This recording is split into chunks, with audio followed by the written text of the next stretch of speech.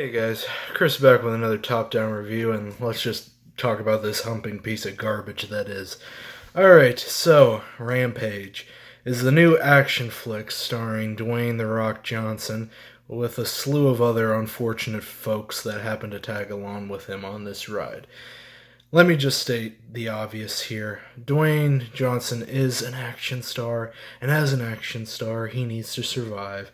Even though there was quite a few times in this movie when I thought he was going to die. But at the last possible second, he is saved by somebody else. I think as a story point, it would make the audience probably shriek in terror, and it would probably cause me more enjoyment if he actually died from doing one of these stunts. Don't know how Skyscraper is going to go, but if this is the tone that we're setting for it, then I'm deeply concerned. Okay, so let's talk about Rampage. Rampage is this new movie that has to do with monsters, and apparently it's based on this old video game that has to do with monsters. I've never played the game, I've only seen the movie, so let's talk about the movie. Okay, so basically, in space, the final frontier, there are these scientists that are working on this sort of device and whatever. One of the scientists survives, and these canisters containing some sort of goo or whatever goes over to different parts of the United States for some reason. One lands in the Everglades in Florida, one lands in Wyoming, and the other one lands in San Diego in a zoo. Basically, three animals in these places are infected. One of them is an albino white gorilla, the other one is a giant gator, and the other one is a wolf. Alright, so let's talk about the cast in this story. Apparently Carlton Cuse wrote this story. He also wrote San Andreas. He also wrote Lost, which was one of my favorite shows, and he also wrote Bates Motel. And it's hard to believe that he wrote this movie. It really is, because that man can write. I'm not sure about the folks that were writing with him, but I know he can write, so I don't know what happened with this movie. Honestly, what I liked about this movie was Jeffrey Dean Morgan, who plays Negan. He is the only good thing in this movie, in my opinion, and the only thing that I liked in this movie. I mean, he plays the snarky government agent, and he does it very well. He's essentially Negan, but in a suit, for the most part, and he does a great job at doing it. And I love it, and he basically carried this movie for me. Much more than The Rock did, and he's the one that's starring in it. The only other person that I think I liked in this movie was Joe Manganiello, who was in this movie way too short. He plays this really cool, badass military dude who goes in to hunt the wolf at one point during the movie. His whole team is slaughtered, and then he's slaughtered. And that's it. I mean, kind of seems a waste of a time for Joe Mantelette. Yeah, I cannot say his fucking name. But, it's a waste of time for him because, in my opinion, it seems like he can do a lot more things as an actor, and they could have cast really anyone in this role, but they chose to cast him. And he died, and so was that. Other than that, we're faced with a basically convoluted plot where basically The Rock has some sort of relationship with this giant albino gorilla, and apparently has to save him by conveniently stealing a helicopter that he just happens to fly, because of course The Rock has military experience, of course, and just happens to fight alongside him with just a shirt. A ripped shirt with no protection whatsoever. And this dude was shot at one point during the movie. Yeah. Really doing good for us. Did I mention how much I like Jeffrey Dean Morgan? Only good thing in this movie. Yeah.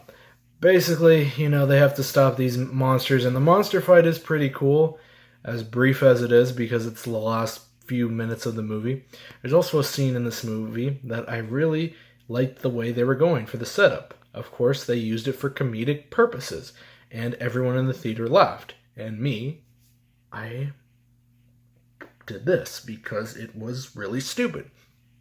Because they set up this joke prior in another scene in the movie, and I called them on it, and I knew they were going to do it, but I didn't think that would be too cheesy and campy for them to do it. But no, they did it. Basically, at one point during the movie, Dwayne Johnson apparently taught the gorilla how to hold up his middle finger at one point, so he does that during during at one point during the movie, and I chuckled. It's funny. See a gorilla do that. But at the end of the movie, the gorilla dies, and you think he's dead, and it's kind of a sad moment. And I think it was kind of a character growth moment for him to stay dead like that. Of course, the gorilla's just faking it, and then he does this to The Rock, and I'm just like, wow. What a waste of a properly good character moment. I feel like the ending could have had way more weight if he had died because, he lost his friend or whatever. There's this other flashback that's just tagged on to explain more about their relationship. But this movie has tons of problems, except for Jeffrey Dean Morgan, because he's the only good part in it, in my opinion. And Joe Manganiello. It's those two guys. The only ones in here that I like. Everyone else can just, I don't know. I don't know what they were doing. But obviously, I can just tell you, Rampage was not good. The story was bland. The plot was pretty self-explanatory. And The Rock has done what he's done in this movie like 1,000 times in a whole bunch of movies. And I don't think it's The Rock's fault. I don't even think it's the director's fault. I think it's the writing's fault. The writer staff's fault. Because usually what happens with these movies is that the writing is just so bad and the story's not really that great. I mean, you have all these different multiple characters that are just on the other sides of the globe, and there's basically no setup for them at all. Like, you have The Rock, which is kind of set up. You have this person in space that just dies, which connects to the people in Chicago, and they're kind of set up. And then you have Joe Manganiello's character, who I was really interested in learning more about until he fucking died, and that was it. So, yeah, I guess that was it for him. But, I mean, Rampage, essentially, is a movie that I don't even think I'm even going to remember seeing, if I ever remembered seeing it at all.